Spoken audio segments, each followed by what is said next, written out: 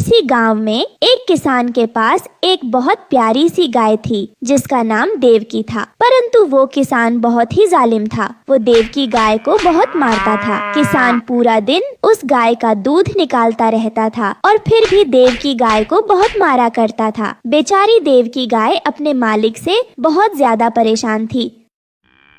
हाय रे, ये किस जन्म की पाप की सजा मिल रही है मुझे, जो मुझे इतना जालिम मालिक मिला है। मैं इसको कितना दूध देती हूँ, फिर भी यह मेरी फिक्र नहीं करता। मुझे इतना कम भोजन देता है और ऊपर से मुझे इतना जोर जोर से मारता है। मुझे बहुत दर्द होता है, लेकिन इस जालिम किसान पर कुछ भी फर्क नहीं पड़ता। पता नहीं इसकी इंसानियत कहाँ मर गई है। परंतु देवकी गाय ने अब यह फैसला कर लिया था कि अब वो ऐसी जिंदगी और नहीं गुजारेगी। बस अब और नहीं, मैंने अब फैसला कर लिया है। मैं अब इस किसान के साथ बिल्कुल नहीं रहूंगी। अपना पूरा जोर लगाकर आज रस्सी तोड़ दूंगी और फिर यहाँ से भाग जाऊंगी हमेशा के लिए, और फिर कभी दोबारा लौटकर यहाँ नहीं आऊंगी। फिर देवकी गाय ऐसा ही करती है। देवकी गाय अपना पूरा जोर लगाती है और आखिरकार वो रस्सी टूट ही जाती है। देवकी गाय किसान के पास से भाग जाती है। भागते भागते गाय घने जंगलों में पहुंच जाती है। तभी जमीन पर पड़ा हुआ एक नुकीला कांटा देवकी गाय के पैर में घुस जाता है और बेचारी गाय जख्मी होकर जमीन पर गिर जाती है और दर्द के मारे करहाने लगती है।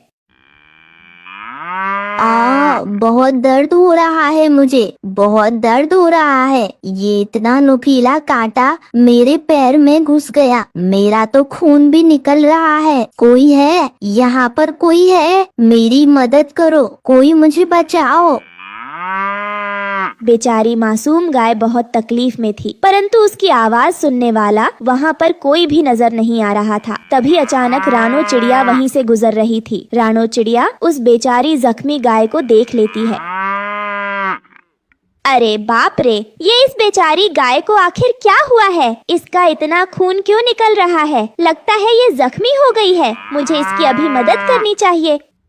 ऐसा कहकर रानो चिड़िया उस गाय के पास आकर बैठ जाती है। चिड़िया, मेरी मदद करो, मेरे पैर में बहुत दर्द हो रहा है। एक नुकीला कांटा मेरे पैर में घुस गया है, जिसकी वजह से मेरा खून बह रहा है। मेरी मदद करो चिड़िया, मेरी मदद करो। गाय बहन, आप बिल्कुल चिंता मत करिए। मैं अभी डॉक्टर तोताराम को बुलाकर लाती हूँ। वो आपकी चोट को देखकर आपकी टांग की पट्टी कर देंगे, फिर आप बिल्कुल ठीक हो जाएंगी। आप घबराइए मत। फिर रानो चिड़िया ऐसा ही करती है। रानो चिड़िया डॉक्टर तोताराम को बुलाकर लाती है। डॉक्टर तोताराम गाय की टांग का जख्म देखता है और उस पर फौरन से पट्टी कर देता है। गाय बहन, अब आप बिल्कुल ठीक हैं, घबराने की कोई जरूरत नहीं। मैंने आपके जख्म की पट्टी कर दी है, कुछ दिनों में ये जख्म ठीक हो जाएगा। रानो चिड़िया और तोताराम भैया, आप दोनों का बहुत बहुत शुक्रिया। आपने मेरी बहुत मदद की है, नहीं तो मुझे बहुत जोर की चोट लग गई थी। परंतु गाय बहन, आप ये बताइए कि आप ऐसा क्या कर रही थी जो आपको कांटा लग गया और आपको दिखा भी नहीं? रानो चिड़िया, मेरा मालिक एक किसान है, परंतु वो किसान बहुत जालिम है। वो दिन भर मेरा दूध निकालता है और मुझे खाने को भी कुछ भी नहीं देता और उल्टा मुझे मारता भी है। इसलिए मैंने सोचा कि उसको छोड़कर मैं जंगल में भाग जाऊंगी। जब मैं भाग रही थी तो ना जाने कहां से ये कांटा मेरे पैर में घुस गया और मैं जख्मी हो गई। वो तो आज आप सही समय पर आ गई। आपने बिल्कुल सही किया गाय बहन। आपको ऐसे जालिम किसान के साथ नहीं रहना चाहिए था। जिस इंसान की आप इतनी मदद कर रही हो, उसको तो आपका एहसानमंद होना चाहिए था। हाँ रानो चिड़िया, लेकिन मुझे लगता है कि वो किसान मुझे ढूंढता हुआ इस जंगल में जरूर आएगा। गाय बहन, चिंता मत करिए, आप मेरे साथ चलिए। वो किसान आपको ढूंढता हुआ आएगा, पर आपको ढूंढ नहीं पाएगा। आप मेरे साथ ही रहिएगा, वहाँ पर आपकी जान को खतरा नहीं होगा। फिर देवकी गाय रानो चिड़िया के साथ उसके घर चली जाती है और रानो चिड़िया के आम पेड़ के नीचे ही रहने लगती है। ऐसे ही काफी दिन गुजर जाते हैं। अब रानो चिड़िया देवकी गाय का दूध जंगल के पक्षियों को बेचती थी। इस तरह वो अच्छे पैसे कमाने लगती है। वहीं कालू कौवा दूर पेड़ पर बैठा ये सब देख लेता है और रानो चिड़िया से जलने लगता है। अरे वाह, इस रानो चिड़िया की तो इस गाय से बड़ी अच्छी दोस्ती हो गई है। हमेशा ये दोनों साथ ही नजर आती हैं। रानो चिड़िया बहुत चालाक है, हमेशा सबको अपना दोस्त बनाकर उनसे फायदा उठाती है, पर ज्यादा दिन नहीं। मैं इस रानो चिड़िया की ये खुशी जल्दी ही छीन लूंगा। वही दूसरी तरफ वो किसान अपनी गाय को जंगल में हर जगह ढूंढ रहा था, लेकिन किसान को अपनी गाय कहीं नहीं मिल रही थी।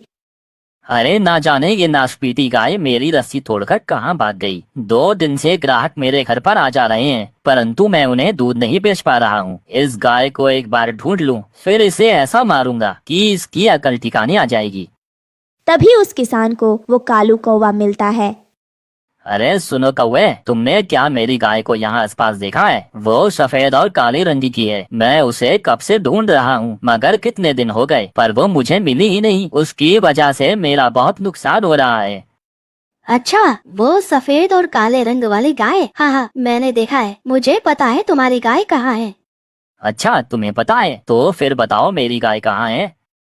अरे ऐसे कैसे बता दूं? इसमें मेरा क्या फायदा? अगर तुम मुझे अपने खेत से बहुत सारे गेहूं के दाने मुफ्त में दोगे तो ही मैं तुम्हें बताऊंगा कि तुम्हारी गाय कहाँ है। अरे बाप रे, इंसान तो इंसान, आजकल तो पक्षी भी व्यापारियों की तरह सोचने लगे हैं। हाँ हाँ ठीक है कालू कौवे, मैं तुम्हें गेहूं के दाने दे दूंगा, लेकिन अभी मुझे बताओ कि मेरी गाय कहाँ है। अच्छा ठीक है, इस जंगल में एक रानो चिड़िया रहती है, उस बड़े आम के पेड़ के नीचे। तुम वहीं जाना, तुम्हारी गाय वहीं रह रही है उसके साथ। तभी डॉक्टर तोताराम कालू कौवे और किसान की सारी बातें सुन रहा था। वो उस किसान से पहले उड़ता हुआ रानो चिड़िया तक पहुंच जाता है और रानो चिड़िया को सारी बात बता देता है।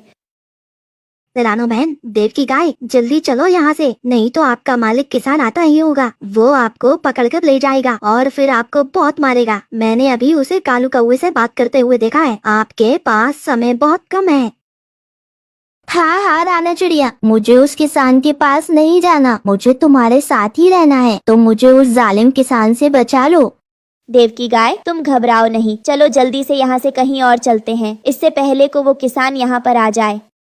फिर क्या था, रानो चिड़िया और देव की गाय वहाँ से फौरन निकल जाते हैं। कुछ समय में जब किसान पूरे जंगल में आम का पेड़ ढूंढता हुआ वहाँ पर पहुँचता है तो ना उसे वहाँ रानो चिड़िया मिलती है और ना ही उसकी देव की गाय। किसान को अब कालू कौवे पर बहुत गुस्सा आता है। अरे मूर्ख पक्षी, मुझे बेवकूफ बनाया, एक इंसान को बेवकूफ बनाया, उल्टा मुझसे गेहूं के दाने भी मांग रहा था, मुझसे झूठ बोला। अब देखो मैं इस कालू कौवे के साथ क्या करता हूँ। फिर वो किसान गुस्से में कालू कौवे के पास पहुंचता है। अरे क्या हुआ किसान भाई, मिल गई ना तुम्हारी गाय? अब चलो, मुझे गेहूं के दाने दे दो। हाँ हाँ मेरे दोस्त, तुम्हारी वजह से ही तो मुझे मेरी गाय मिली है। चलो मेरे साथ, मैं तुम्हें गेहूं के दाने देता हूँ। फिर कालू कौवा किसान के साथ साथ उसके घर की तरफ जा रहा होता है, परंतु घर पहुंचते ही किसान कालू कौवे को एक पिंजरे में बंद कर देता है। आया भला मुझसे गेहूं के दाने लेने वाला कौवा, एक तो मुझसे झूठ बोला, ऊपर से गेहूं के दाने भी मांग रहा है। अब जिंदगी भर तू इस पिंजरे में कैद रहेगा। तेरी मुझसे झूठ बोलने की यही सजा है। कालू कौवे को अपनी लालच की सजा मिल चुकी थी और अब वहीं देव की गाय रानो चिड़िया के साथ हंसी खुशी रहने लगती है।